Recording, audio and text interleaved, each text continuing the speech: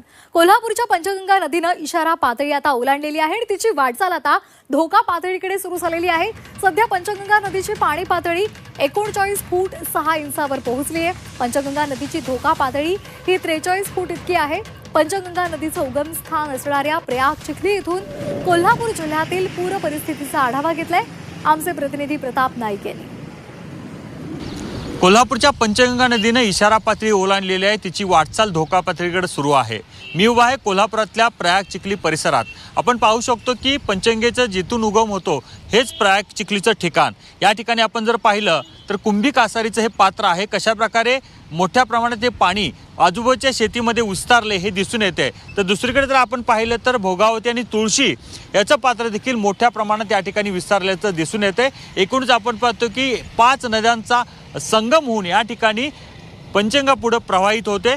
त्यामुळे आपण पाहतो की मोठ्या प्रमाणात पंचगंगेला पाणी आल्याचं चित्र दिसून येते। गेल्या 2-3 दिवसापासून विशेषतः घाटमाथ्यावर अतिवृष्टी सदृश जो पाऊस पडला त्याच्यामुळे आपण पाहतो की नद्यांची पाणी पातळी झपाट्याने वाढलेली आहे। पण दिलासा देणारी गोष्ट अशी आहे की राधानगरी धरणाचे 7 जे दरवाजे होते ते खुले होते, पण सध्याच्या घडीला आपण पाहतो की त्यातील 5 दरवाजे बंद झाल्यामुळे पाण्याचा विसर्ग काही अंशी कमी झाला असं आपल्याला म्हणता येईल। पण दुसरीकडे आपण जर पाहिलं वारणा असेल कृष्णा असेल या सर्वच नद्यांना फुगवटा निर्माण झाला आहे। त्यामुळे हे पाणी पुढे जाण्यासाठी थोडी अडचण निर्माण होते, त्यामुळेच पाण्याला फुगवटा निर्माण होताना दिसत आहे। पण सध्या धरणाच्या पाणलोट क्षेत्रात असो किंवा फ्री कॅचमेंट एरियामध्ये या ठिकाणी पावसाची संततधार थोडीशी थांबलेली आहे। त्यामुळे पाऊस जे आहे ते थोडं कमी झाले, त्यामुळे पाणी पातळी संत गतीने वाढताना दिसते।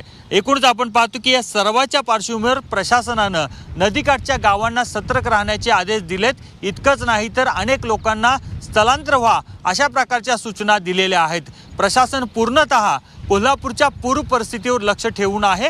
जर पूर परिस्थिती उद्भवली तर त्या पद्धतीने उपाययोजना करण्यासाठी आम्ही सज्ज आहोत अशा प्रकारची भूमिका प्रशासनाच्या वतीने यापूर्वीच मांडण्यात आलेली आहे। कॅमेरा मिथुनचा प्रताप नाईक, झी 24 तास, प्रयाग चिखली, कोल्हापूर।